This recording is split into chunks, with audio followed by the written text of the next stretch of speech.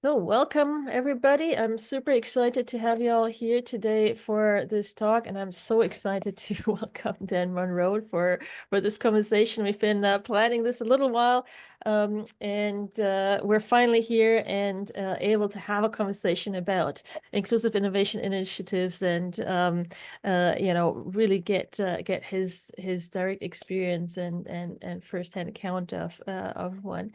Before I hand over to Dan, obviously he's the star of the show here today. I do want to open up with a bit of an introduction as I'm pulling up my slides here to do so. Apologies for the delay. Here we go. So so this event is hosted by the Institute for Science, Society and Policy at the University of Ottawa and in collaboration with the I2 Hub. And at the University of Ottawa, we're asked to do an Indigenous, to open our meetings with an Indigenous affirmation. And just to give a little bit of background on that, I think many places ask folks to do a land acknowledgement. We are actually asked to do something slightly different. So instead of every one of us having our own wording and connecting with the land in our own way, we're actually asked to use the Indigenous affirmation as it has been worded, because we had community leaders from all the surrounding Indigenous communities as well as our Indigenous faculty come together and develop this affirmation. And it's done in the spirit of how one might have introduced meetings back in the day, or still does, with the intent of acknowledging the people, the land, and the relationships. So as I'm asked to say this with the wording that is given, I'm going to just read it. You have it on the slide here in French first. And then in English, and I have been told that it would be fine if I read it in Anishinaabe moment, so I'm going to do that. Mnajiananig mamiwinini Anishinabeg, ogog ka nagadawabadajig iyo ki ekoweshkat. Ako nongum egawikat ki megwewaj.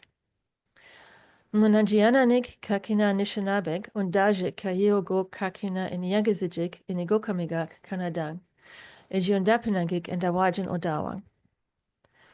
Nisidawina wananik, Kendawena mojik, Kaje Kikendamawan, which Kenigajik Kaye Kajayadizajik. Nigajewin mananik, Ogog Kaningani Sogadeyajik, Weshkat, Nongom Kaye Ayanikach. Language. So yes, as I mentioned, this event here is hosted by the ISSP. If you're not familiar with the ISSP, I see a number of people here on the call who may or may not be familiar with the ISSP. I also welcome old friends back. The ISSP has the strategic vision to help Canada transform decision-making to meet the grand challenges of our time. We do that through convening, through events like today, through research, and through various initiatives that we do. We have 4 clusters. And of course, the most fabulous one is the Inclusive Innovation Research Cluster, which is welcoming you here today.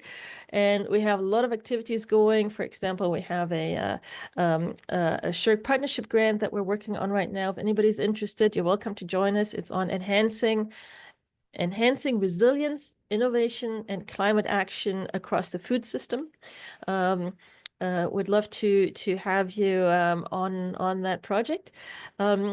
But that's not what we're here for today. So today I'm super excited. I don't need to keep the picture up because we have Dan live with us in person, like in virtual person in a virtual format, of course.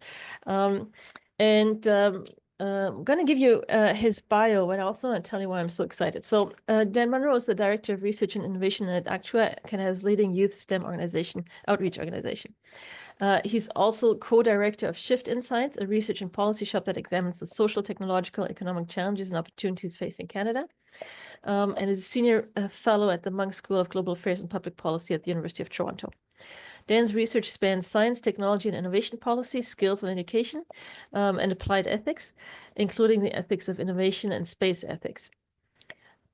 He's also an armchair expert on the Apollo 8 mission and JAWS, the movie and the book. Now, that, maybe we'll have to ask him a little more about it. That's not the topic of today, though.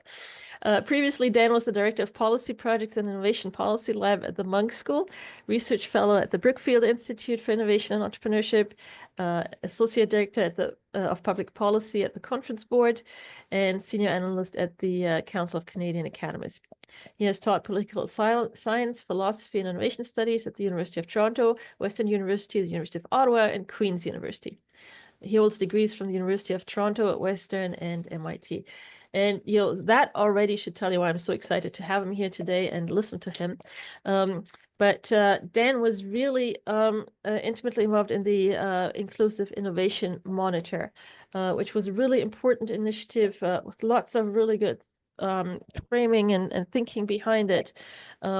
And I'm so pleased to have Dan here to tell us about this and tell us how the story went, and to be able to have a bit of a conversation after he tells us about it on how this all went along. Dan, thank you so much. So glad to welcome you here, and over to you.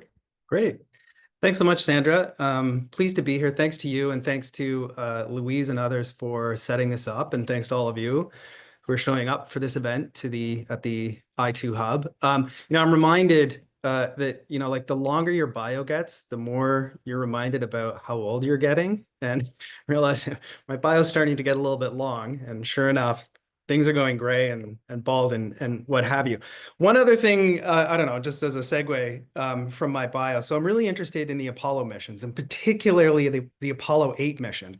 And one of the things that I love about that one, and sort of the more famous Apollo 13 failed mission, is that both of those missions revealed how important duct tape, like literally duct tape, was to the Apollo program, like keeping things together. There's a story from the Apollo 8 mission, which like soon after launch, Jim Lovell catches his life vest on a strut in the capsule, and it blows up. Essentially, what to fix the problem, they have to vent the carbon dioxide from the vest out through the evacuation chamber for essentially using the washroom, right? And then to keep everything in place, they use duct tape, right? Duct tape all over the place. You can see it on the moon and things like that. In some ways, I'm going to talk about an initiative that was put together with duct tape.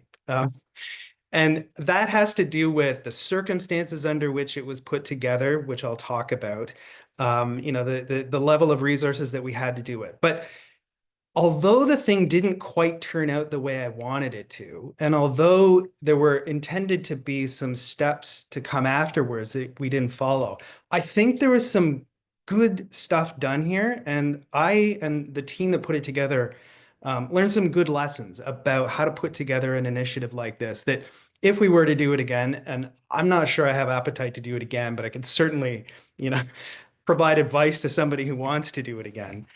We've learned some lessons about what to do, what not to do, and how to make this kind of thing work. So I'm going to talk about what's called the Inclusive Innovation Monitor. It was an initiative of the Innovation Policy Lab at the Munk School of Global Affairs and Public Policy and the Brookfield Institute for Innovation and Entrepreneurship at Toronto Metropolitan University. And just to sort of foreshadow, this is something that we started in late 2019, worked on through 2020 and early 2021, and finished off in I think it was February of 2021.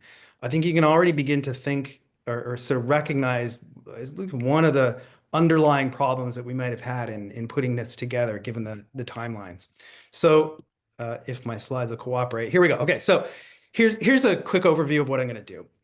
I'm going to talk for about 30 or 40 minutes about the Inclusive Innovation Monitor. I'll say a little bit about exactly what it is, just to so you know what I'm talking about. I'll dive into details a little bit more further on in the presentation.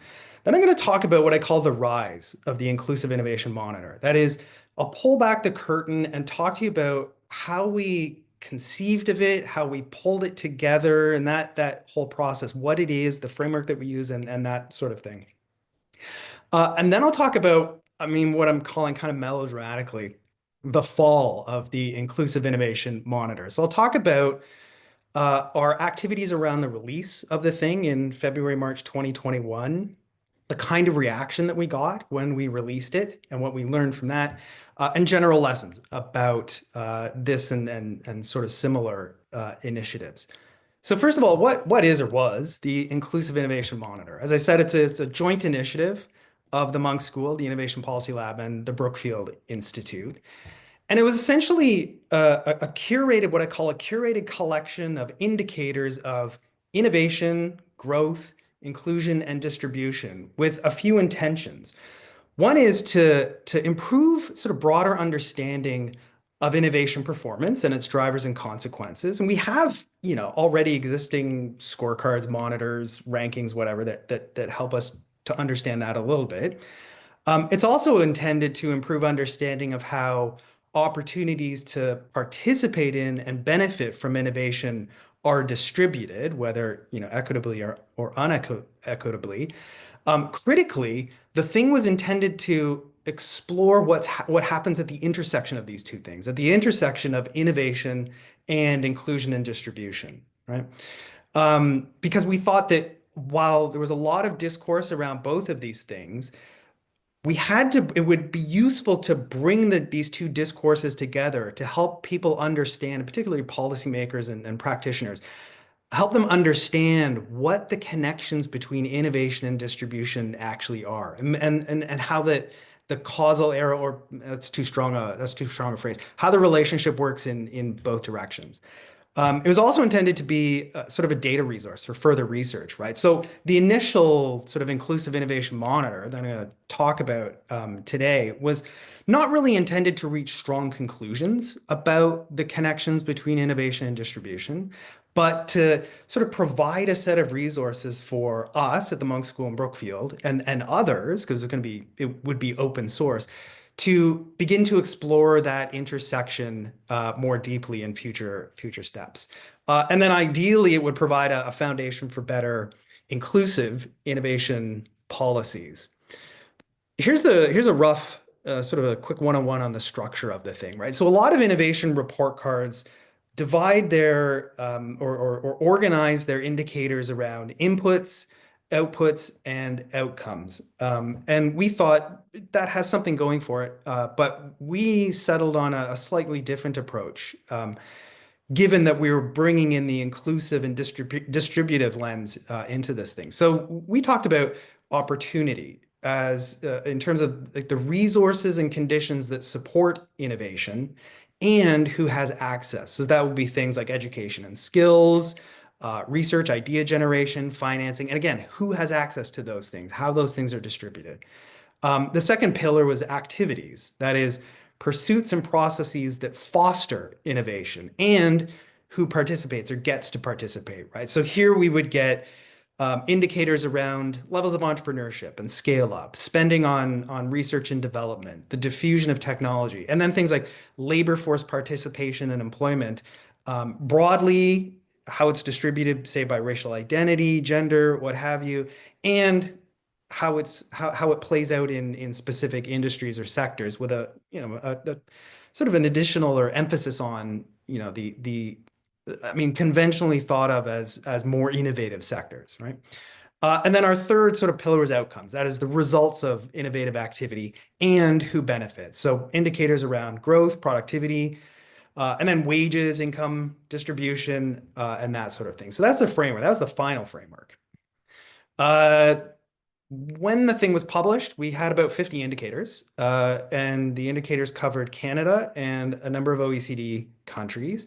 And these were aggregate indicators. So you would get, say, for example, educational attainment for Canada as a whole relative to OECD countries. But then we would also disaggregate where appropriate and where possible by things like gender, racial identity, region, and then for other indicators, sector, industry, or class, and what have you. So that's your quick 101. I'll go into more details in a few minutes, but that's the quick 101. So you know what it is I'm talking about when I talk about the rise of the Inclusive Innovation Monitor. And just as a quick aside, I can only see my slides right now. So if there Sandra, if there's any reason for somebody to jump in to ask for clarification or what have you, just let me know. Absolutely, will do. Orally, so that I can, because I can't see things. Okay. So the rise of the inclusive innovation monitor. So in some ways, this thing has a kind of long history. And the history is both what I characterize as sort of personal and institutional, right? It's the result of some things that I've been interested in my capacity as an academic. I move in and out of academia for a variety of reasons. An interest of mine in an academic sense, but also something that I've been involved in with different institutions, particularly think tanks that I've worked in over the last, I guess, 15 or 17 years now. So here's where the idea comes from. So my academic training is in political philosophy, and in particular, I would think about issues around democracy. Excuse me. What are the norms of democracy? What are the institutions that support a well-functioning and effective democracy? That kind of thing. Issues around diversity and the intersection of diversity and democracy, right? So what, if anything, do we need to do in order to adapt democratic institutions and procedures to what the American philosopher John Rawls calls the fact of reasonable pluralism, or roughly put, certain kinds of diversity. And then there's questions that I was animated about around distribution, right? So how does inequality affect the functioning of democracy? And how does democracy in turn affect the distribution of resources? So there's a whole sort of nest of democracy, diversity, distribution issues and questions that have, part of my academic training and that sort of carried through my career. You combine that with my experience at think tanks, and I'll talk about those in a moment, where I developed, sometimes by choice, sometimes by circumstance, some interest and expertise in skills and education, in innovation policy and policy levers to work these. And so I've been thinking for, I guess like 20 years or so about how all of these things fit together, right? How skills and education contribute to innovation or not, how innovation affects inequality or distribution, how distribution affects democracy. It's a whole, you can see like the lines and puzzles all over the place. But anyway, so I was interested in these issues both personally, academically, and institutionally, right? Just a function of my job, so to speak.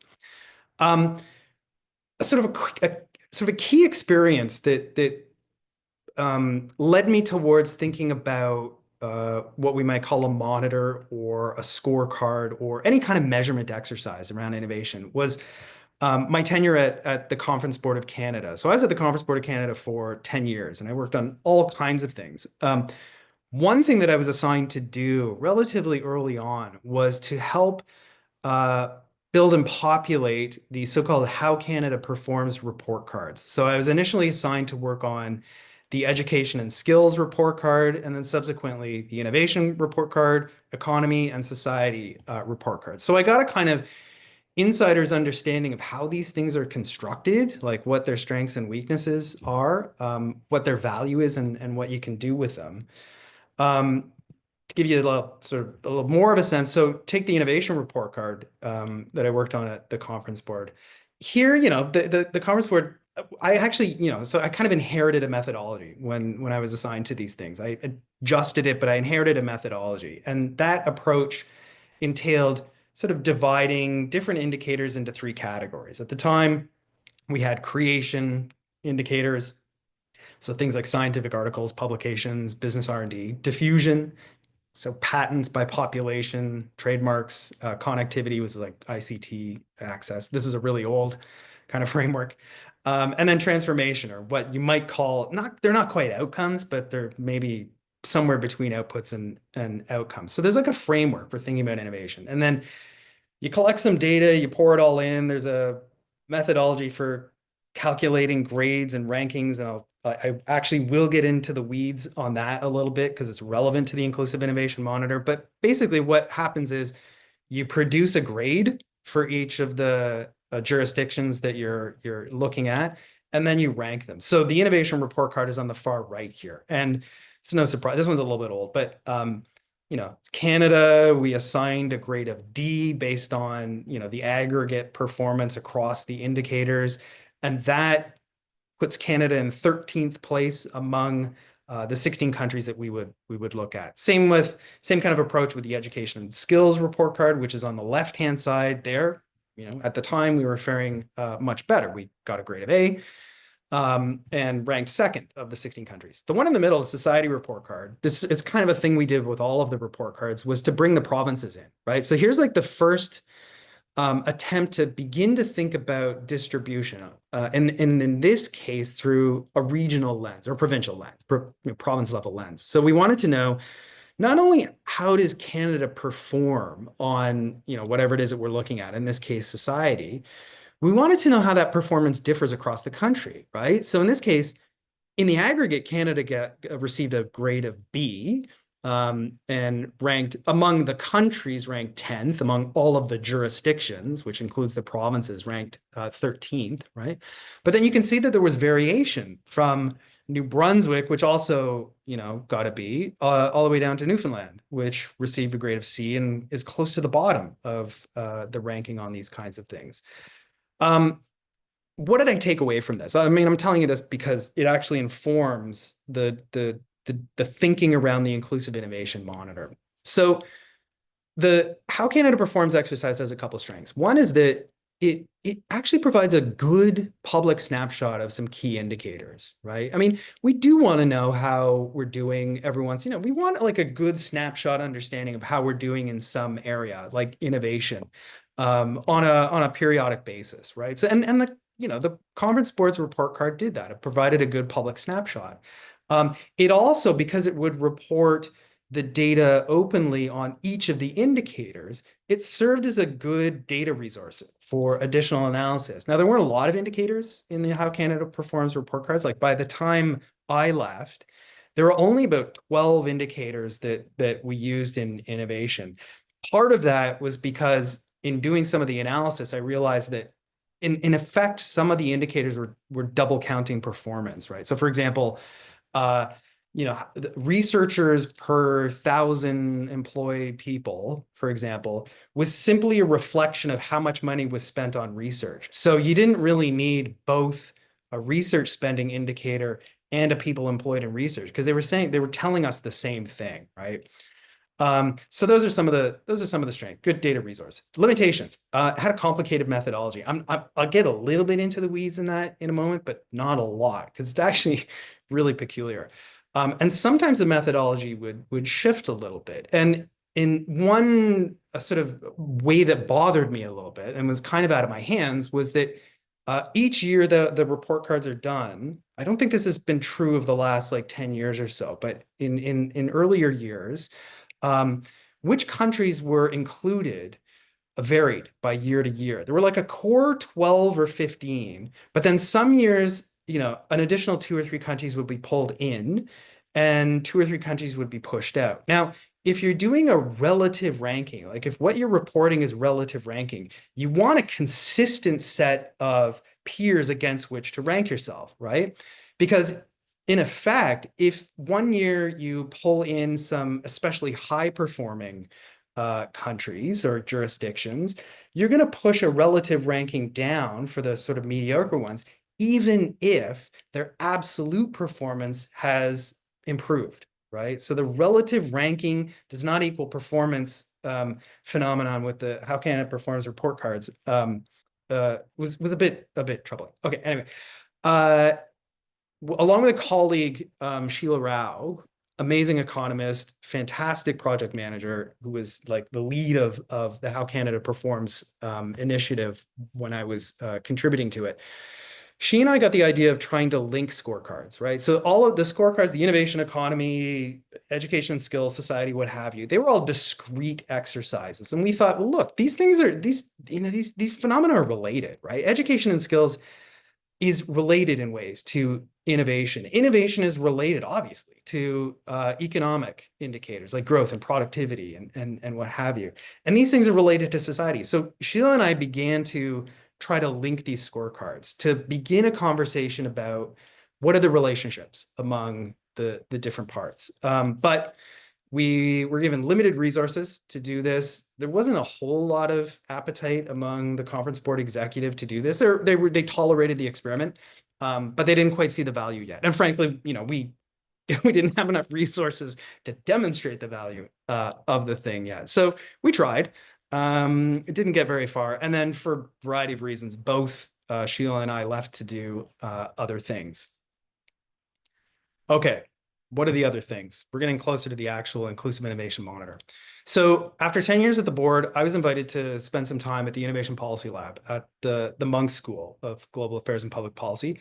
And while I was there, I did some work with the Brookfield Institute for Innovation and Entrepreneurship. Great people doing some really interesting stuff. And they so generously included me in some of that work. When I was there, so one of my tasks at the Munk School was to come up with some big initiative, right? An initiative that captured some of the interests of the people in the Innovation Policy Lab, that could raise the public profile of the Munk School and the lab, but that more than anything would generate some insights to inform or improve public policy around innovation and around inclusion. The Brookfield Institute was also interested in doing these kinds of things. They were still relatively new at the time. And so, working with a lot of different people to figure out what exactly is their contribution and what can they do to really to contribute to their advance their mission and contribute to public policy in Ontario and Canada. So we discovered that both institutions had a shared interest in inclusive innovation.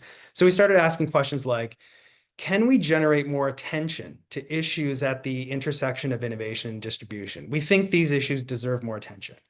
Can a scorecard or monitor play a role, right? I had some background in doing these kinds of things, so why not see if we have some way to draw on what I've done and learned to help both institutions. But can we do one that avoids the errors and omissions of other initiatives?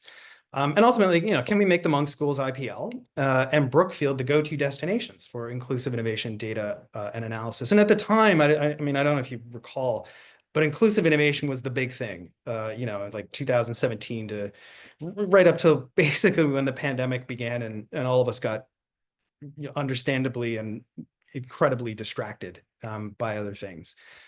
So I was given a modest budget. I was given a great team, and off we go. So the first act was to develop a framework, right? And that, of course, drew on some of the stuff that I knew, but we also wanted to do this systematically. We wanted to do it well. So we did a careful analysis of other scorecards, including the conference boards, the one that was put out by the World Economic Forum, the World Intellectual Property Office's Global Innovation Index initiative, the Century Initiative. Century Initiative? Yeah, it's Canadian Initiative. Century Initiative puts out a scorecard of a kind. The OECD has raw data, but also presents it in different ways, including their so-called Better Life Index. So we did an analysis of other scorecards, really getting behind the curtain on their methodologies, their use of indicators and things like that. And it was really eye-opening. I mean, I've been aware of this, but I hadn't really realized how peculiar some of this stuff was. So for example, the Global Innovation Index from the World Intellectual Property Office, for a time included as one of they had like 100 indicators or something like that, but included at the time as one of their indicators, Wikipedia edits per million population. I don't know where the data came from, but they'd have Wikipedia edits per million population. And they would include this. To be charitable, there's actually, I can construct a case about why that might be interesting or why that might have something to say about innovation potential and performance. But what was weird about it was that an indicator like that got the same weight overall as, say, business expenditures on research and development, which struck me as really, really odd, to put it gently. Anyway, so we did an analysis of these kinds of things. We looked very carefully at some frameworks, including the ones used by the aforementioned scorecards. We looked at the Council of Canadian Academies framework that they published in their 2009 business innovation report. That one was really helpful. And in fact, the framework that we developed, and we certainly gave credit for this, was a version of an adaptation of the CCA. So it had the business innovation core. We modified that a little bit and then brought in the distributive lens. And we also like the Better Life, what's called the Better Life Index from the OECD. And we like that because it didn't have an obvious sort of scoring, ranking, measuring the horse race sort of piece to it, right? Rather, they collected all this data and their website sort of would offer it up to users, and users would be able to select what indicators, what pillars, what matters to them to produce their scorecard. Like, if you're more interested in sort of social outcomes, what data would you select for that to produce, your picture of how things are going in your country, and which countries do you want to compare yourself to? So it was a tool more than a sort of static scorecard or ranking. We really like that idea. We looked at the literature on innovation, on distribution, and on the intersection of these things. Another really important piece of the puzzle was, so my friend and colleague, Danny Bresnitz, and I, we co-taught a class at the Munk School for graduate students in the Masters of Global Affairs program on innovation scorecards, right? The class had three parts. We looked at the literature and we discussed the literature on innovation and distribution and the connections. We did a few weeks analyzing, looking at the strengths and weaknesses of different scorecards. And then the class, in teams of 4 or 5, actually tried to develop their own scorecard or monitor or ranking exercise on some issue or some set of issues that was of interest to them. So we got a team working on education and skills. We got a team working on financing innovation. And the idea was not that these would be like pieces that we could just like plunk into an innovation monitor, the inclusive innovation monitor, but to sort of observe the process of the students doing this to see what's working, what's not working, what kind of challenges do we see with collecting and analyzing and organizing data. And so the students did fantastic work. The results were sort of a mixed bag, but that was okay because what we wanted to see was the process. We graded them on, their contribution to the process or whatever, but we learned a lot from that. It's also an advisory panel, and I produced a discussion paper to get some reaction. Let me just say a little bit about that. So it's a funny thing about doing a Zoom presentation is that I can't hear the kind of like background noise and shuffling to know whether or not any of this is landing or people are getting increasingly interested or increasingly bored or what have you. But I'll carry on and then you can tell me For what later. it's worth, cameras I see, people are still with you here right now, and pretty excited. Okay, cool. So I put together this discussion paper that did a few things. One, it made that case for an inclusive, like why do it at all? Provided a definition, again, a provisional definition, because a lot of this stuff was intended to be like a work in progress, like a live public work in progress, right? We had a provisional framework and some metrics for people to shoot at, identified some risks, and also talked about the longer term vision of the thing, right? Which I think is worth, I've said it once before, but I think it's worth emphasizing that the Inclusive Innovation Monitor was intended to be the first step in a number of steps in advancing a conversation and research around this intersection between innovation, performance, and distribution, both of opportunities and outcomes, right? So this is intended to be like one step. So the discussion paper set out some ideas about what we intended to do afterwards with the thing, with ourselves and with others, right? Just quickly, so basically to sort of distill the case for the Inclusive Innovation Monitor, we say that so we know, right, that innovation is essential to economic and social well-being. We know that. I mean, the literature is pretty clear on that. The mechanisms are not always entirely clear, but we know that it's innovation to economic and social well-being. But we also know that the benefits and risks of innovation are not distributed equally, right? And we know that how resources and opportunities are distributed affects innovation performance itself, right? So this literature is not as well developed, but the signals, the directions suggest that high inequality and low inclusion are associated with weaker innovation performance. There are lots of outliers. The thing is really messy, but the literature sort of moves in this direction. So in light of those two things, we thought, okay, understanding innovation performance then requires a clear picture of the state of inclusion and distribution. And understanding inclusion and distribution performance requires a clear picture of the state of innovation. Let me add one caveat to this, right? Which is that, again, this thing was intended to be a resource as a, sort of open work in progress kind of thing. So while I think these things are true, these are also hypotheses, right? That is it the case that inclusion and distribution matters to innovation performance? Is it the case that innovation matters to inclusion and distribution, right? Like, is this true? So the Inclusive Innovation Monitor was in part intended, I think these things are true, but it doesn't matter what I think. It only matters what I can show. I think these things are true, and the Inclusive Innovation Monitor and its data was intended to be a resource to sort of further this, to test these hypotheses, to begin to see whether or not this is in fact true, and what exactly are the causal mechanisms at work, or what, maybe not causal, but what are the mechanisms at work here, right?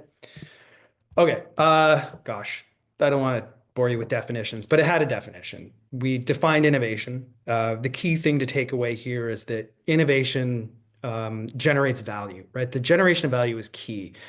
And that can be either economic value, which is the standard thing that people talk about in the innovation discourse, or social value, which is getting increasing attention, right? With this idea of social innovation, right? I mean, the key for us was, so we include both. The key is that an innovation has to generate value, right? And that can be economic or social. Another key point is that innovation includes both development and diffusion, right? So you don't necessarily have to be developing a new or improved product or process if you're a firm or an organization that is adopting a product or process or what have you that improves productivity or that improves health outcomes or that improves traffic flow. That's value, and it's a result of doing something new, and therefore counts as innovation on our thinking.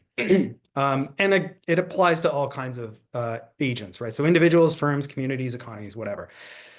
We also say that innovation is inclusive when there are opportunities for all people to participate in the innovation economy if they choose to, and a fair distribution, whatever that is, of the benefits and harm produced by innovation. So that's innovation and what inclusive innovation is. Again, it's in the discussion paper. The early framework looked like this. It got shot at, got all kinds of holes, and turned into this, which I've talked about a little bit. And we had this internal debate. Now, this is a bit of it's not an aside so much as getting a little bit into the weeds on something, but it's in the weeds on something that was quite important, and I think is still important if you're going to do something like this, or I guess not even if you're going to do something like this, but when you're looking at or using other organizations' scorecards, this is something you should keep in mind. Keep your critical lenses on. So we had this internal debate about whether we should include grades or rankings or what have you, right? Or should we just present the data in an organized fashion and just say, here's the stuff, right? You can tell stories from this, and we did tell stories from this, but we're not gonna generate grades. We're not going to generate scores. We're not going to generate rankings. Or basically the question was, should we or shouldn't we do that stuff? That's an issue because most prominent innovation tracking initiatives tend to have one of these grading or ranking components, right? So you saw the conference boards version, you get a letter grade plus a relative ranking. This is messy. Wow. The World Intellectual Property Organization's Global Innovation Index calculates scores and then has rankings. There's this annual sort of horse race media attention. It's like, and where is Canada this year? Is it at 9th or is it at 19th or whatever? So WIPO does that. WIPO, whatever. And then there's the Century Initiative, a relatively new initiative in Canada. They have a national scorecard that does rankings and does a kind of a progress assessment on indicators. One of the things I like about this one, though, is I mean, I have mixed feelings about all of these things. I think they're both great resources and they have their limitations. One of the things I like about the Century Initiative is it's similar to the Better Life Index. You get to pick which of the pillars of which of the indicators are interesting or important to you and kind of construct your own scorecard. Okay, so they do this. They prominent initiatives tend to calculate grades, produce rankings. Why do they do this, right? What's the point? There's a good reason. There's one good reason. There might be other reasons, but there's one good reason, and that is the innovation is, or it's assumed to be, a competitive endeavor, right? Now, so the inclusive part is kind of being set aside for a second here. I'm just sort of describing why these organizations with their innovation scorecards do this, right? So if innovation is a competitive endeavor, then you want to know how your jurisdiction fares relative to others, because that actually tells us something about competitiveness, right? Because competitiveness is a relational phenomenon, right? A relative phenomenon. A less good reason, but not nothing, is that it's often habit, right? We've always done it this. We've always calculated grades. We've always that's my voice of authority. We've always calculated grades. We've always produced rankings. And so we should continue to do what we do. There's something to that, right? There's something about having a consistent approach to doing things, but it's not a great reason, but it's a reason. And then the third reason, this is highly stylized, right? You can push back on this if you want. This is sort of my reading of my own experience and some of the other scorecards. The third reason, which is not that great, is media impressions and clicks. Just to make that real, right? So when I was at the conference board, the board was producing about 200 reports a year on a variety of topics, right? Just go to their website, you can see the kinds of stuff that they do. The How Canada Performs report cards, we do these biannually. So you'd get 3 one year, the other 3 the next year, and so on and so forth. The 3 report cards accounted for over half of the conference board's annual media impressions when they were done. And the thinking was that part of the reason why it got so much attention was because it presented stuff in this ranking horse race kind of way. The media loved that, right? Their headlines wrote themselves. Canada gets a C, Canada gets a D. When we did the provincial report cards, it's like Newfoundland gets a D, Alberta gets a NA or whatever. The media loved that. And it generated a lot of traffic to the conference board site, which, okay, so that's not a great reason, but it's not nothing either, right? Because as an organization that had to generate resources in order to do the work, having eyes on our website was good, right? But is it an intellectually good reason for having a grading or ranking component in your scorecard? I'm not agnostic on that, but maybe not. Okay, so we had that internal debate, and ultimately we decided not to have grading or scoring, because we wanted to focus on advancing that conversation about the intersection of innovation and distribution, of innovation and inclusion, right? So we decided not to do that. That said, as soon as you're using indicators with quantitative metrics, people are going to do it anyway. And you'll see in a second. So answered a whole bunch of questions, and we got to work building the thing. There's a lot of background work there, right? Then we got to building the thing, and I'll move a little bit quicker at this point. So we had a smart, skilled, and motivated team. The team had strong support from Munk and Brookfield, both the executives and the communications teams there. We identified and worked with a good website design firm that really understood our vision, at least in the early days. In later days, they had some issues, but so did we. And then, there were the usual challenges of finding, analyzing, organizing data, but that's actually the work of these things, right? If you really start to get in the weeds of one of these scorecards or ranking exercises, you'll find, in some ways, the challenges of working with data run from understandable to absolutely ridiculous, right? So for example, Sometimes Statistics Canada will report, will on their website have a number on whatever, post-secondary attainment or number of college graduates or what have you. And Statistics Canada will report this data to the OECD, who then, collects everybody's data and produces these tables. Sometimes those numbers wouldn't match. And for the life of us, and this is like a 20-year phenomenon for me, for the life of us, I couldn't figure out why they don't match, right? But those are the usual challenges. That's the work. So how do you take, this mess of data and turn it into something meaningful and useful?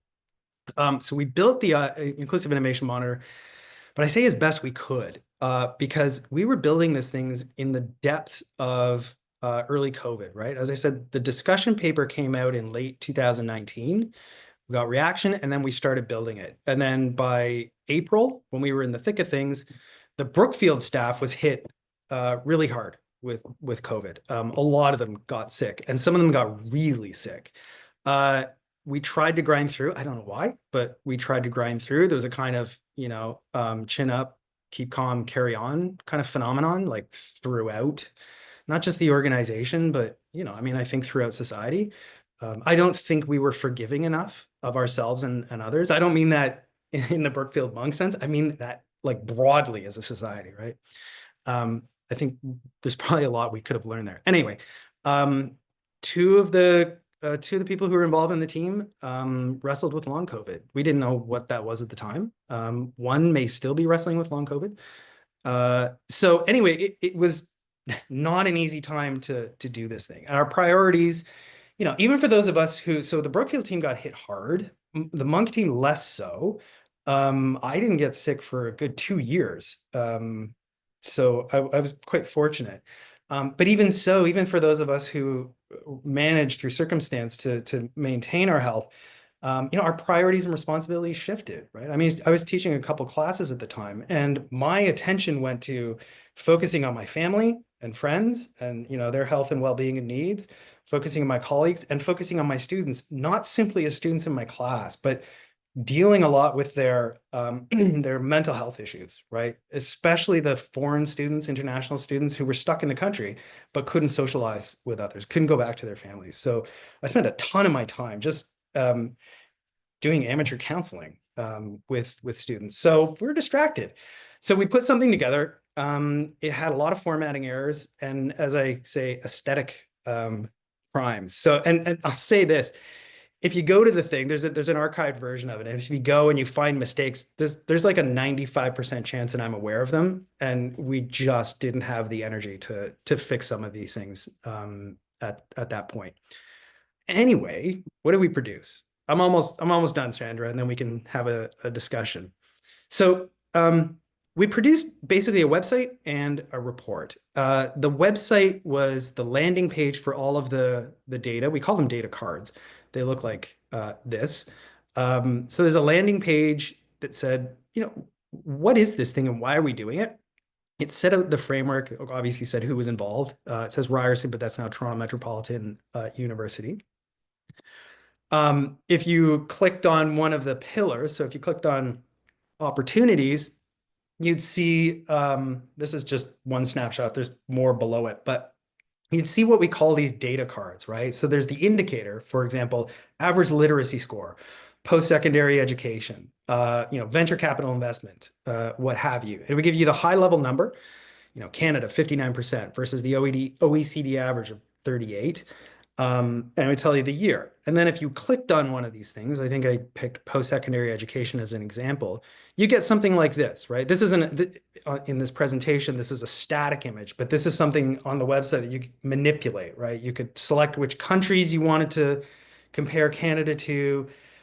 You could, if you look in the top right, you could break this down by gender, and on the next, you'll see how we could break it down by self-identified racial identity, that kind of thing. So you get this, for each of the data cards, you get a chart like this, and you could organize this the way you wanted to, and it would give you relevant information, right? Here it is by racial identity.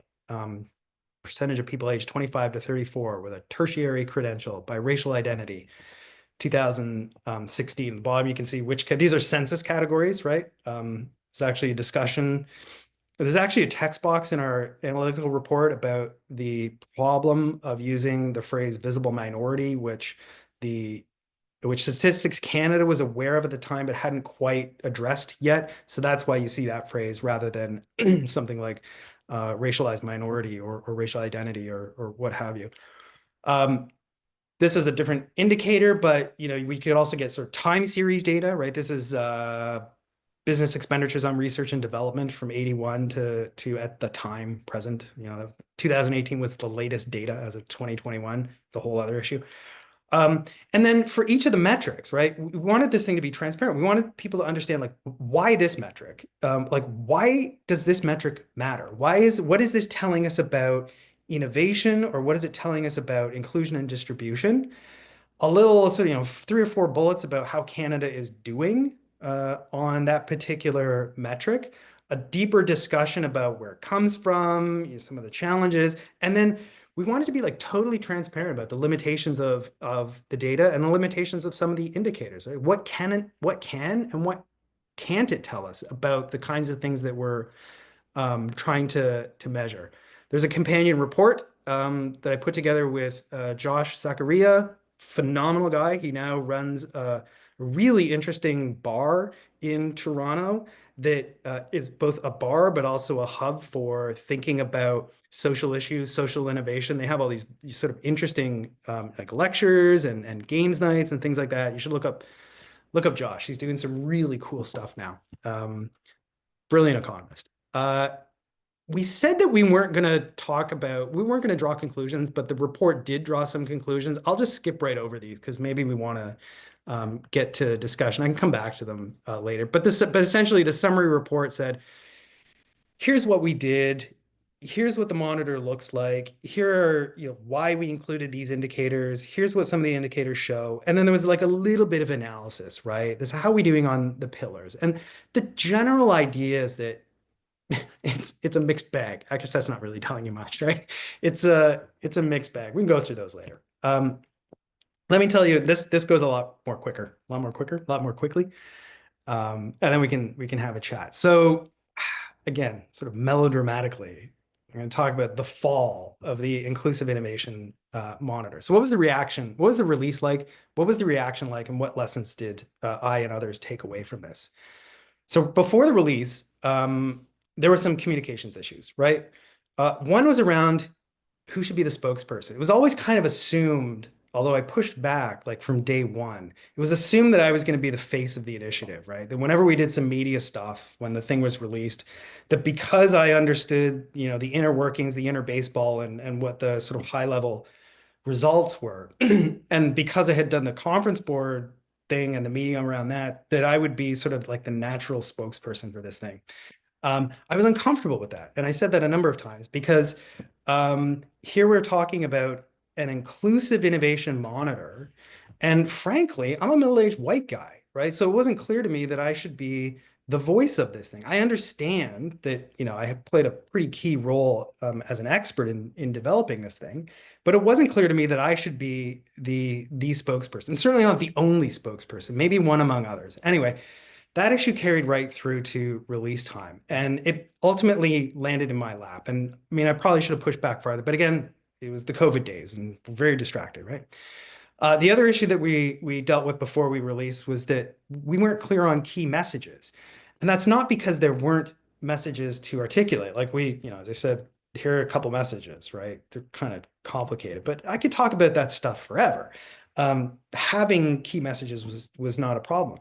The issue was that we never intended this thing to reach like strong conclusions or recommendations, right? This is supposed to be step one in a longer multi-step initiative, right? So the key messages, such as they were supposed to be like, hey, we pulled together some data, here it is, have fun with it, right? And we're going to have fun with it, which is not the kind of message that a communications team wants to hear from you. So there was some back and forth about what the key messages were and not entirely resolved. We were releasing the thing. There was a problem with vibes. We were releasing the thing into an environment that was understandably distracted by other things, namely a global pandemic. And related to that, the Munk and the Brookfield teams were exhausted. We were absolutely exhausted. Like when this thing was done, I didn't want to do anything with it after that, and nor did most of the team, right? We were just fried. So what was the release and reaction like given this? There was moderate media pickup. There could have been more. Normally when I do a project, I'm all over social media. I'm reaching out to my contacts in the traditional media, pushing the thing and doing interviews and whatever, right? Offering commentary and that kind of thing. I didn't have the energy for that. And again, nor did I think that I should be the, or at least the primary spokesperson for the thing. But nevertheless, it got some media pickup. I note that The Logic, which is a publication that focuses on Canada's innovation economy, was like particularly enthusiastic about this thing. And a lot of that has to do with the fact that one of the main innovation journalists there, Murad, said he had been looking for some kind of resource where he could easily pull data on whatever it is that he was writing about.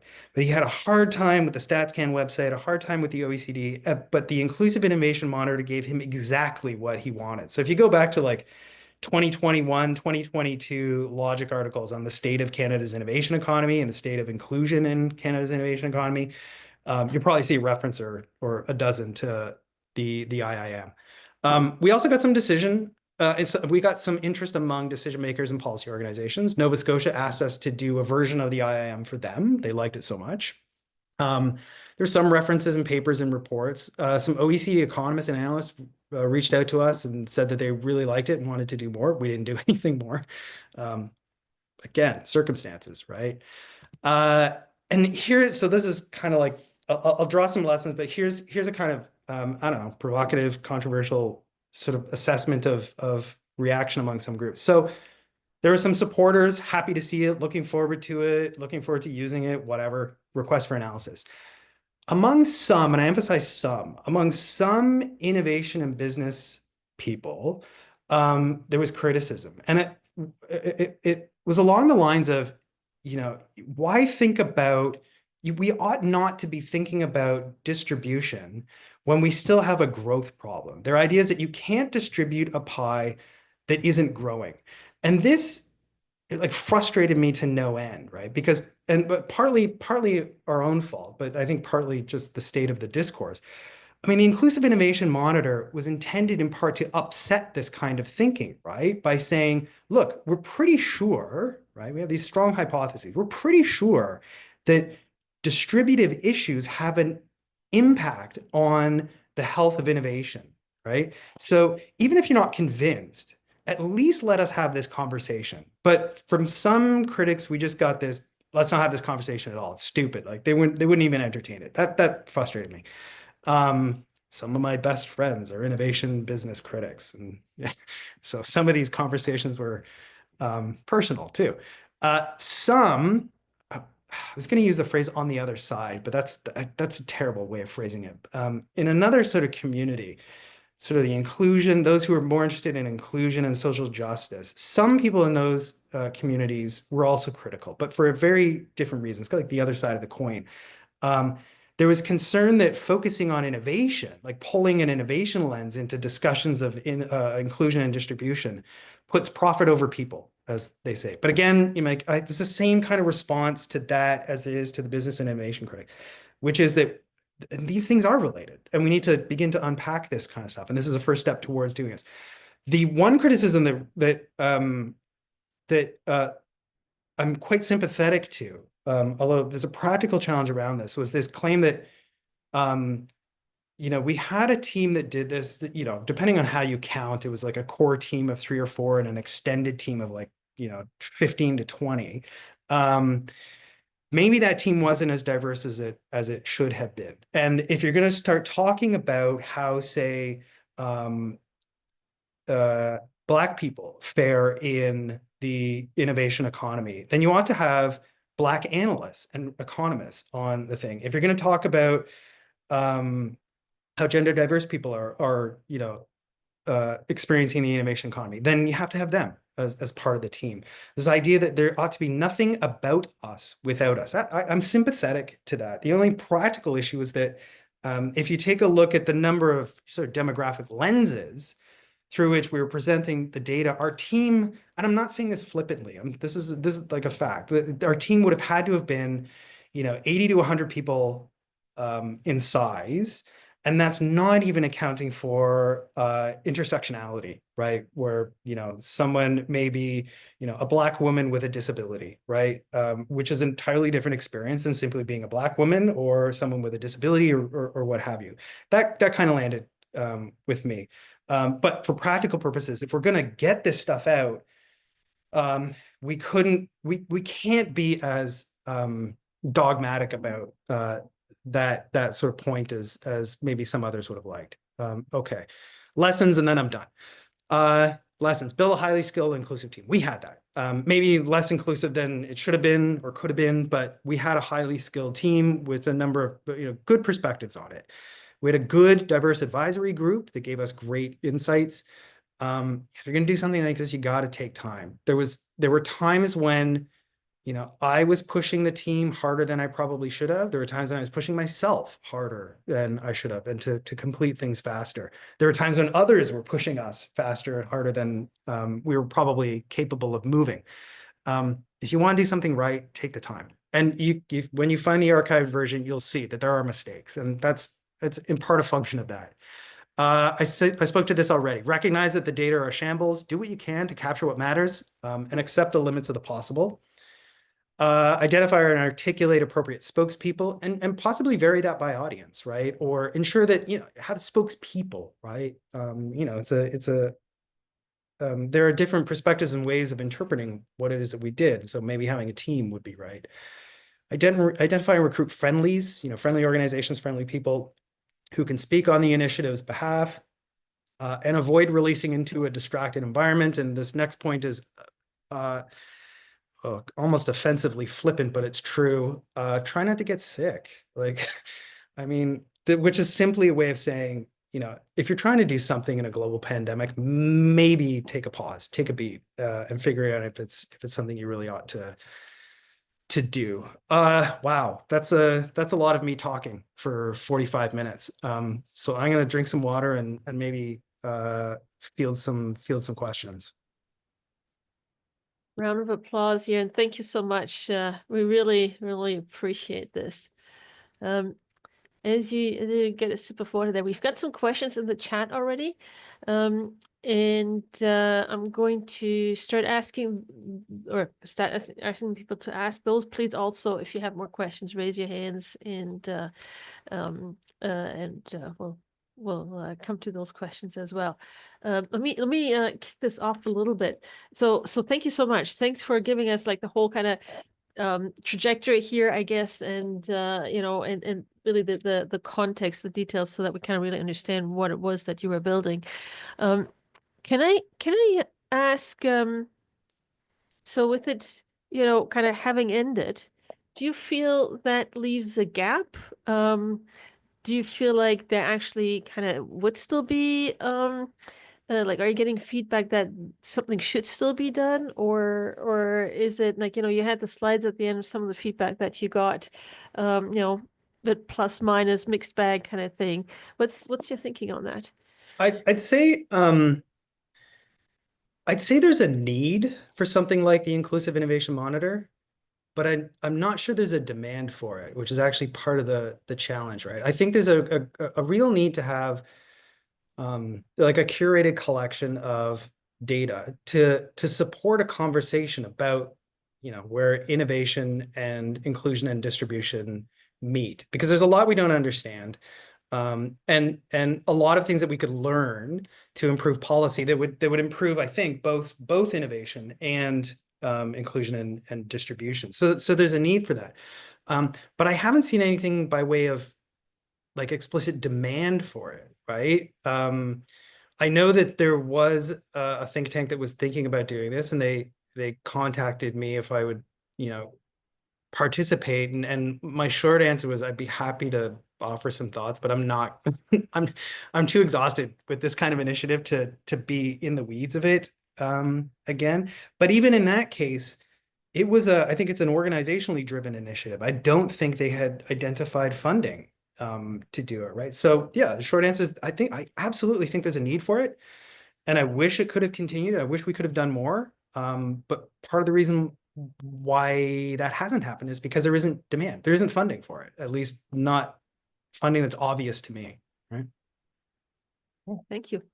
All right, let's jump into the questions here. So Louise is asking, Dan, I found the metadata on the indicators explaining why they were chosen and what they show an important element of the data cards. What was the reaction to presenting this metadata from users, like to you? The reaction from users, I think, to seeing this metadata. So let me make sure I understand the question. So on the website, we say, here's where it came from, here's why it matters, here are the limitations. And so is Louise, is the question, what was the reaction to that kind of stuff, distinct from the reaction to the numbers themselves? Is that the question? Yeah, it's more of it. I've always found it interesting that people select how people select their indicators, because often the indicators are being used for purposes for which they weren't intended. So it's always interesting to see the limitations, and I liked that. But I was wondering, how did the users react to, we chose this indicator for this, but it only explains this. It doesn't explain the entire world. So a lot of the indicators may not have been thought of as being innovation. I mean, growing your innovation is supposed to be doing something new or quite different. And quite often you're going to have a larger stock of human resources with certain skill levels, but that doesn't mean that they're going to be new and different. I'm not sure if I'm making it. No, yeah, that makes sense. So I think the sort of short answer to that is there was almost no reaction to that kind of meta stuff, at least not that I'm aware of. There's a lot of internal reaction or internal discussion about these things. Like we agonized over, which indicators to include for what purposes, and tried to be transparent about what we were doing. And as you saw in the presentation, I no indicator is perfect, and the selection of indicators can lead you in a direction or lead users in a direction that maybe you didn't really intend. So we agonized about this internally, and you see what we put up on the website. In terms of reaction from users, I'm not even aware. I don't even know if people read it, thought about those limitations. And I mean, the thing was up for a couple years before it was taken down and then just sort of archived, because it was just like the whole thing was just kind of deteriorating from a technological point of view. And yeah, so I mean, yeah, the short answer, I just don't know. I'm not sure anybody read that stuff. If they did, they didn't say anything that I heard, I guess is the way to put it. Well, that's a shame. Thanks, Dan, for the presentation and for going through all of this. And one of the reason I was bringing up all this metadata and all of those data limitations is that people at Statistics Canada spend a great deal of time trying to put all of that information out so that people understand. And I do actually understand Murad's problem with the website at StatsCan, and the more they try to improve it, I'm afraid the harder it's becoming for those of us who used to know how to use it to use. But that's a personal statement. That's the other. You're welcome. That's the other reason why I'm not sure I want to be involved in one of these exercises anytime in the near future, because a lot of the source data, a lot of the presentation of the source data has changed, and I would just have to learn so much all over again to do it well. Yeah, thank you. We've got a bunch of questions here in the chat, so let me kind of. So Thomas, did you want to ask your question? Sure. Thanks, Sandra. This, I guess, is more a comment that I'm with the Workplace Innovation Network for Canada at the moment, and we have used the term inclusive workplace innovation as a way to link ourselves with the Sustainable Development Goals and other such things. When we're talking to employers, it's always with the question, do you want to have a more innovative workforce? And the answer is yes, and that gets us going. when we're talking to BA students looking to find a way to bring their capabilities and their personal goals together with something an employer might be interested in, then we use the phrase inclusive workplace innovation. And that says, if inclusive innovation is a goal for you, here's a way of starting off on that we know employers are interested in. So I think there's a middle ground there. And I just pointed out some of the work from our colleagues in the EU's Workplace Innovation Network, where they've gotten some data that shows a correlation, at least, between innovation, productivity, and inclusive workplace innovation. And the current projects around Industry 5.0 in Europe are also pursuing that and looking for better measures. So there's some stuff there if you ever get interested again, which might encourage you.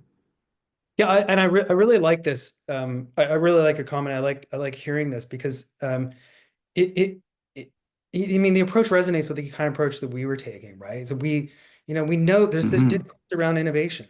There's this discourse around inclusion. And part of the aim here was to try to bring them a little bit closer together, to recognize that their issues and concerns aren't distinct, right? They're related. And so it's just like, I don't know, like trying to pull two poles more to a center, or at least to have a conversation, a common conversation about this, rather than a segmented conversation, right? Which is, as your experience suggests, is often what we do, right? So we figure out what's the audience, what's going to resonate with them, and then we deliver that. And then what's the audience over here, what will resonate with them, deliver that. I mean, this goes way back to my sort of academic training in democratic theory and what we call deliberative democracy, right? Can we have a shared public space, a shared conversation, which we use the same terminology to talk about the issues that, once we're a little bit more enlightened, we recognize we all care about, right? So I like hearing that. Why? I don't know. I like hearing that because it's kind of confirmation that we were doing something reasonable and well. But yeah, thanks for that, Tom.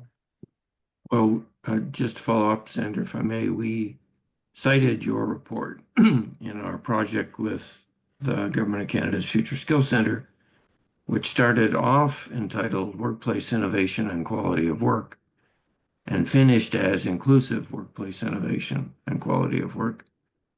And one of our academic partners, a Department of Faculty of Arts, a Department of Interdisciplinary and Critical Studies, is working with us, and their pitch to their students is we can offer employers ways to make your innovation projects more inclusive and your innovation project and your inclusion projects more innovative. So linking those two things together seems to be a good way to attract attention as well. Thanks, Sandra. I'll stop there. I love that. There's impact. We had an influence. That's a success for me. I'm done. Awesome. Thanks. Thank you, Thomas. I've got Luke in the chat here, then Travis, and then Jeff. Luke, did you want to come on audio here? Do I read your comment? So Luke, well, yeah, if you want to still unmute, that's cool. Luke put a comment here saying that your work in this domain inspired Luke's approach to a model of innovation that's practiced at the community level. So more impact there for you, Luke. If you I love hearing that, and I know Luke does great work. Yes. Thrilled that you're on with us, Luke. Yeah. Yeah. Cool. Okay, Travis, see your hand up and the comment in the chat. Do you want to just comment or ask? Yeah, sure. Hello, everyone. Thanks again, Dan. So the comment I put in the chat is basically this question of, what response did you get from civil servants in charge of scorecard efforts? So, for example, I put a link to ISED's Innovation and Skills Plan Tracking Results and Progress website, which hasn't been updated since October 2020, but did have some very specific sort of metrics that at least they were using to gauge their own effort and successes. What were those conversations that you had with policymakers? I don't. So I have views about that tracker. I think, as you might be aware, We didn't have direct conversations with people about people at ISED about this. I mean, they're indirect sort of, we're doing some things and things like that, but there were no, sort of direct focus on the Inclusive Innovation Monitor conversations.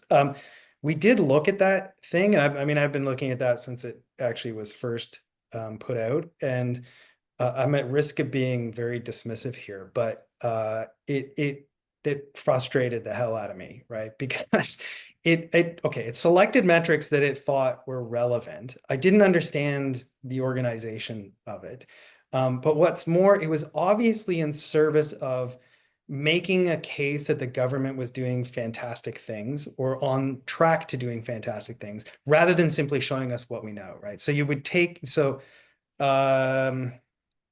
I think there was a business expenditures on R&D chart in there, right? And they had they selected a way of presenting the measure that itself was a little bit weird, which is rather than what people normally do, which is spending as a percentage of GDP, they reported just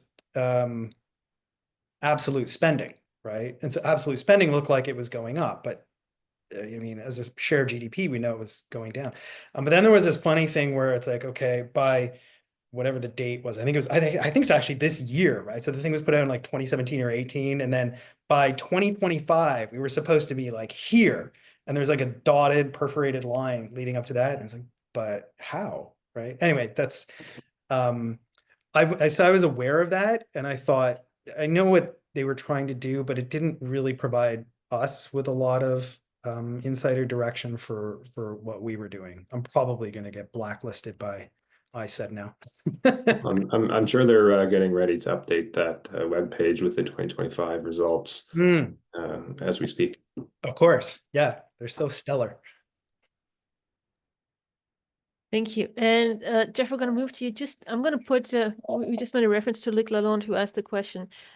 Just going to, and Dan, you and I know him, so we know what we're talking about. I'm not sure everybody else does, so I just put a link to the description of the cool work they're doing over at the Incubator 13 into the chat here, so people can follow that along. Okay, Jeff, coming over to you.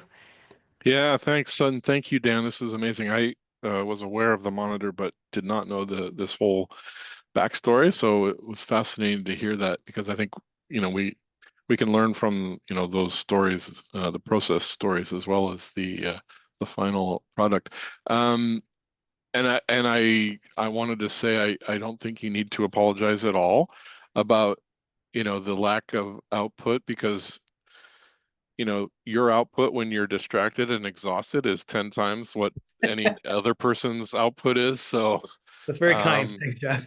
well, it's true.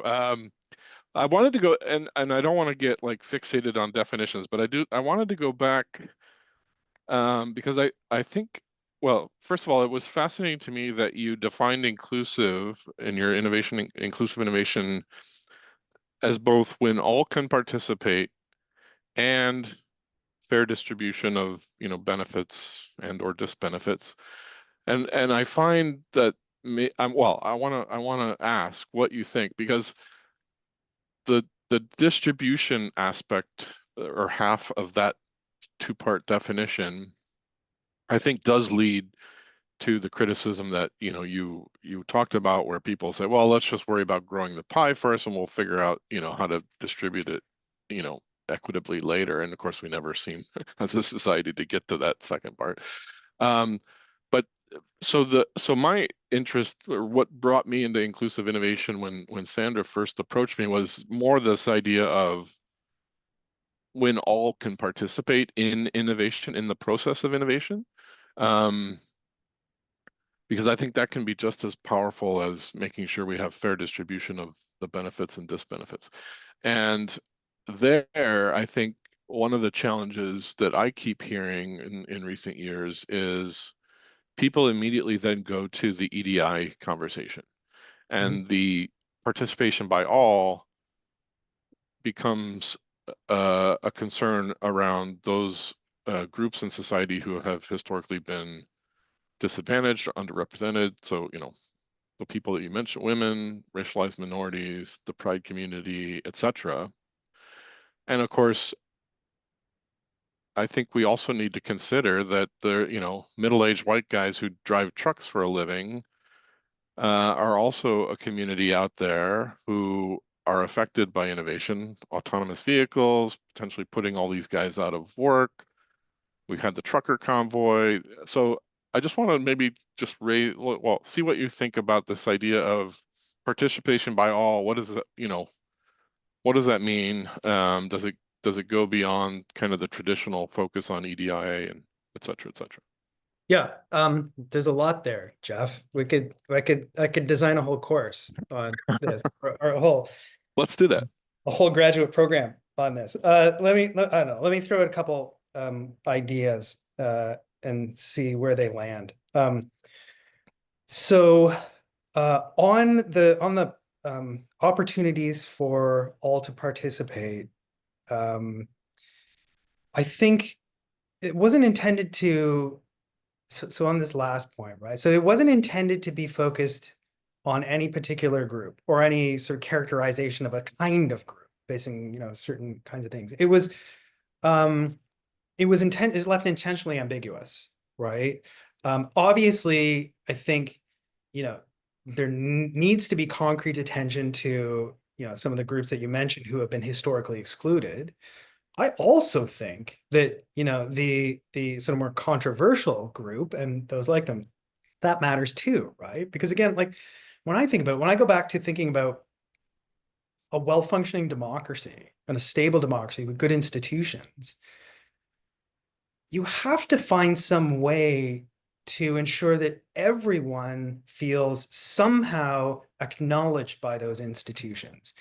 And not necessarily on the terms they bring to the table, but at least having an openness to hear them out, to allow them to participate, if not necessarily have their interests dominate in whatever it is that we do, right? So on the participation thing, it's kind of so the kind of conventional EDI stuff, and that probably is the emphasis, but it's not. It's intentionally not vague. It's intentionally open for exactly these kinds of conversations, right? It wasn't intended to be narrowly prescriptive.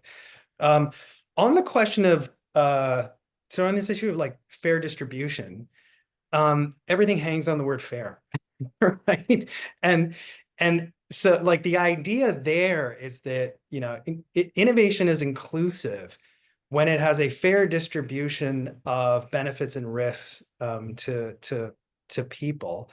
There's a huge open question about what it means for distribution to be fair, right? And by this I mean like you can literally do like 4 years of a PhD on just this question and get no further along than when you started, right? Or 6 years, as the case may be in Canada. So to put it in terms of questions, right? Is a fair distribution one in which everybody has the same stuff? Probably not. Is a fair distribution one in which what people get reflects somehow their contribution to what they put in, right? Probably not.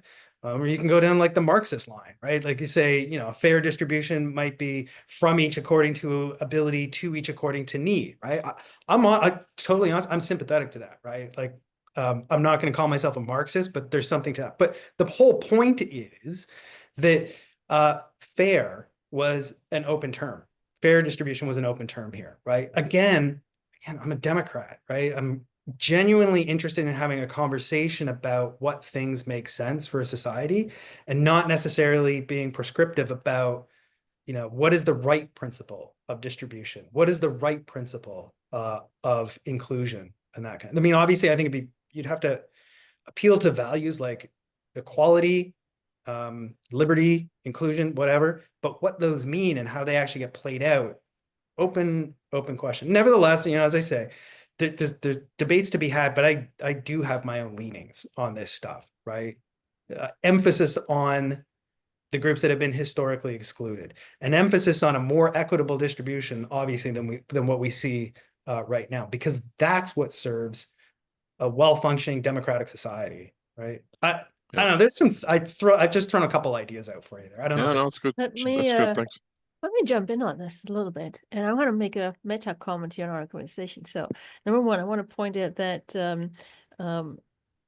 I know Jeff really well. I know Dan a little bit. I've seen Thomas at our events and hearing about the work he's got as well. I know these are white guys who are really actually doing a lot for inclusiveness.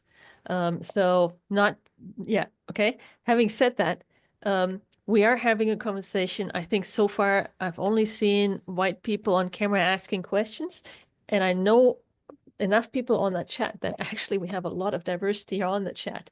So can I, and I know we're getting kind of to the end here, but with your permission, I'm actually going to let this run a couple more minutes, and I'm just going to encourage a couple of other voices to come in here. And yeah, like to have a couple more comments. At the same time, I really appreciate, because honestly, we cannot have inclusiveness without everybody. And we cannot have inclusiveness without, I'm going to say, the white guys actually championing it and creating the space as well, which is, you know, we've got some people here who are very dedicated to that and who are putting their own lives on the line for that. So really appreciate that. Don't want to diminish that at all. And can we have a couple more comments or from the room? I don't know how you're set up there in the room, in the classroom there. I don't know if you've got audio there. Can we get a couple more comments with a few different perspectives here?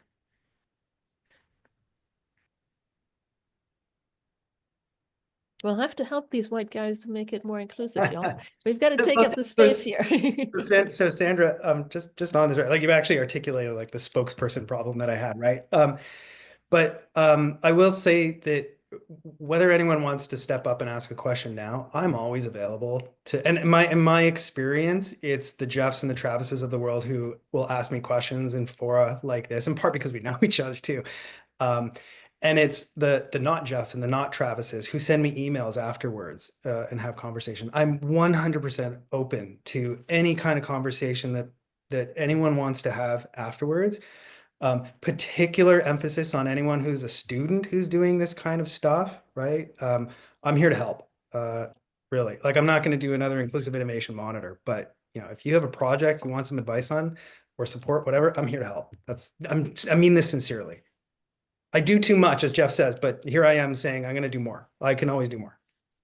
Thank you very much, and I much appreciate that as an answer, and you know, just you coming here today, and showing up and sharing, you know, is also testament to that. Okay, I'm going to read the comment here. Nilesh, thank you very much. Thank you for the presentation. Just an observation, in usability studies, we often face challenges in recruiting participants, particularly older adults who may feel apprehensive or fearful of technology. While providing counseling can help address these concerns, such efforts must be carefully balanced to avoid overstepping personal boundaries. Yes. Sorry, I'm not supposed to comment, I'm just reading. Under these circumstances, it becomes a bit difficult to effectively ensure that our research remains inclusive and representative of the target population, while respecting participants' comfort and autonomy.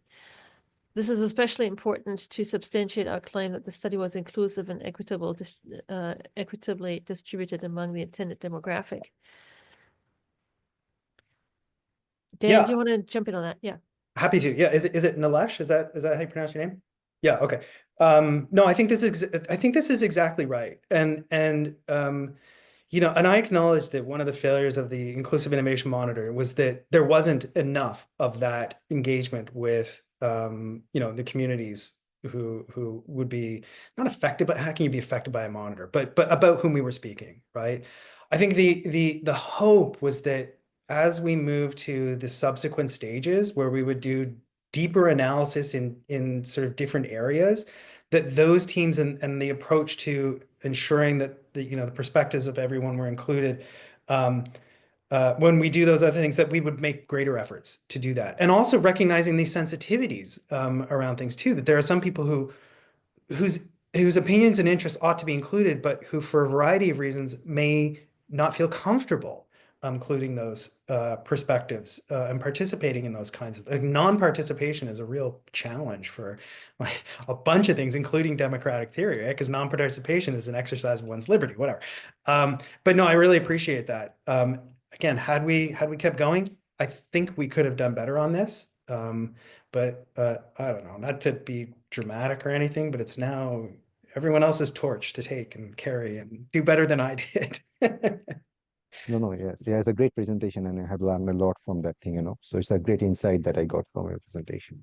Thank you. Really appreciate it. Good comment. Thanks. Awesome. Thank you. Any more comments? So then, if they're not, I have a question. yes, awesome. Can I share my Perfect. question? Yes, yes, Yeah, please. thank To you. hear you. Yeah, thank you for your presentation. Actually, I just wonder which kind of AI or machine learning technology can be engaged this kind of inclusive innovation monitoring. Could you elaborate more on this topic? Is appreciated. How could AI be incorporated into developing an IM? Yes. How can We'll be give used? Dan a moment to think about for that, and thank you for the question. I monitoring. was sitting here the whole time wondering that. I really appreciate appreciate the question. Thank you. So the short version is I have no idea. I haven't done any kind of systematic thinking about this, although I have done a lot of thinking about AI. I would, geez, I'm not even going to speculate. I don't know what the answer to that question is. I'm not averse to exploring that, although I have a deep skepticism of the existing state of certain AI tools for working on anything that has something to do with inclusion, distribution, bias. Again, I'm not saying no. I don't know. That's easy. The easier answer, I don't know. I don't know. I think I'm smart enough to say I don't know. I should have just let it. Right on. And I'm actually going to say I find those questions super interesting. Yeah. And I'm absolutely sure the next couple of years there's so much going to happen. And we actually have a ton of students in a program called the Digital Transformation Innovation Program here on or former students, current students, and some more technical students as well, I believe in the room as well. Let's put that question back at you. So if you wanna think about that, collaborate, co-create on that. Happy to have those kind of conversations and put events together if you're interested. Do reach out. Dan said others need to carry the torch on this perhaps a little bit. So if I may, Dan, the Inclusive Innovation Hub is trying to move these kinds of things forward.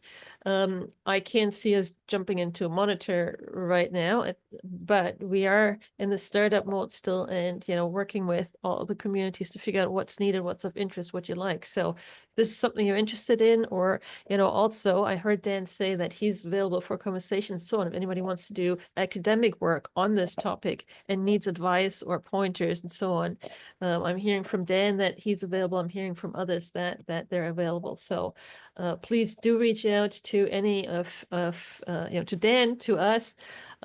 Happy to move support you all in the work and moving forward there. I'm going to start wrapping up. We did run over time. I'm really appreciating. I'm sorry I didn't encourage more broader participation earlier. I'll make sure to set that up a little bit better next time. In the meantime, I'm going to post in the chat here a link to the next event through the Institute for Science, Society, and Policy. We've got a series of action dialogues that we've started. The next event is January 20th. It's EDI in the post-secondary research. It's going to be a fabulous panel, so do sign up for that if you're interested. Now, Dan, thank you so much. I think that was a super conversation. It was really good for all of us to see